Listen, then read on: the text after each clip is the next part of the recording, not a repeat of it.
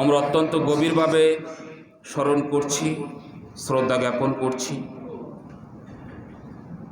যারা জুলুম এবং জালেমের পতন ঘটিয়ে রক্ত দিয়ে জীবন দিয়ে নতুন একটি বাংলাদেশ আমাদেরকে উপহার দিয়েছেন। আর এই যুদ্ধে যারা অংশগ্রহণ করেছেন, যে সকল ছাত্র আপামর জনতা জীবন দিয়েছেন, আল্লাহ সুবহানাহু ওয়া তাআলার কাছে তাদের সকলের জন্য প্রাণ ভরে দোয়া করি আল্লাহ সুবহানাহু ওয়া তাআলা যেন তাদের সকলকে শহীদের পূর্ণ মর্যাদা দান করেন। সকলে বলি আমিন। প্রিয় হাজিরিন, আজ মানুষ মুক্তভাবে কথা বলার স্বাধীনতা পেয়েছে। আশা করি এই প্রিয় বাংলাদেশ, নূতনভাবে যে বাংলাদেশ আমরা দেখতে পাচ্ছি, এই বাংলাদেশে জুলুমের অবসান ঘটবে।